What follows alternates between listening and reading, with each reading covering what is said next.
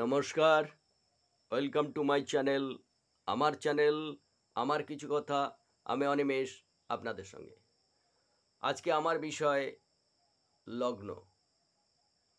লগ্ন বলতে আমি এখানে দুটো লগ্নের কথা উল্লেখ করব। একটা উষা লগ্ন আর একটা গোধূলি লগ্ন। উষা লগ্নে পূর্বে আমি শুনে এসেছি, যারা বয়স্ক ব্যক্তি তারা বলতেন, মঙ্গলের উষা বুধে পা, যথা ইচ্ছা তথা যা। অর্থাৎ যে উষা কাল, উষা লগ্ন, এই সময়টা খুবই শুভ সময়। কোথাও যেতে গেলে আমরা পঞ্জিকা দেখে তবে আমরা বেরোই যে শুভ সময় কোনটা, সেই সময় দেখে আমরা কোথাও বেরোই। তেমনি এই যে সময়টা, এই সময়টা পঞ্জিকা দেখার দরকার হয় না। এই সময়টা সূর্য উদিত হওয়ার যে পূর্বের যে মুহূর্তটা,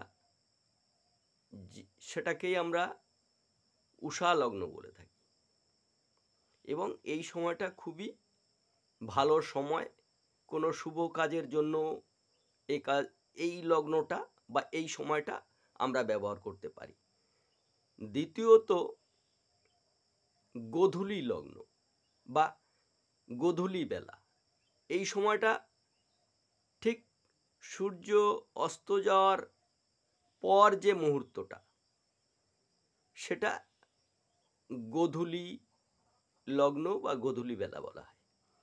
গো যুক্ত ধূলি, অর্থাৎ পূর্বে আপনারা দেখেছেন যে রাখাল বালক যখন গরু নিয়ে বাড়ি ফিরত, সেই সময় গরুর খুরের যে ধুলো উঠত, সেই ধুলো অর্থাৎ গো যুক্ত ধূলি, গোধূলি।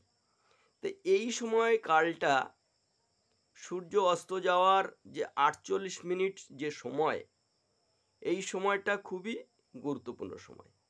এই সময়টাও আমাদের সনাতনী বা হিন্দু শাস্ত্রে এই সময়টাকে খুবই মান্যতা দেওয়া হয়।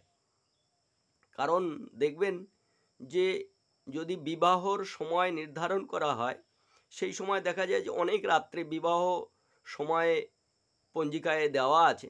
তখন করা হয় কি, যে অত রাত্রে না করে গোধূলি লগ্নটা আমরা চয়ন করে থাকি, বা সবাই মিলে সেটাকে আমরা নির্ধারণ করি যে এই সময়টা খুবই ভালো সময়, আমরা গোধূলি সময়টাকে আমাদের কাজে লাগাতে পারি। তাই গোধূলি লগ্নটাও আমাদের জীবনে খুবই গুরুত্বপূর্ণ।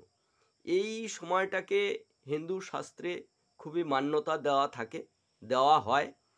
তাই এই যে দুটো লগ্ন, এই লগ্ন দুটোর ব্যাপারে আপনাদের কোনো কিছু জানা থাকলে কমেন্টে জানাবেন, এবং বিস্তারিত যদি এই লগ্ন সম্বন্ধে আলোচনা করেন কিংবা কমেন্টে জানিয়ে দেন, তাহলে আমি খুবই উপকৃত হব। তাই আজকে আমার যতটুকু আমার জানা, আমি আপনাদের সঙ্গে শেয়ার করলাম। আমার এই আলোচনা আপনাদের ভালো লাগলে লাইক করবেন, কমেন্ট করবেন। ধন্যবাদ।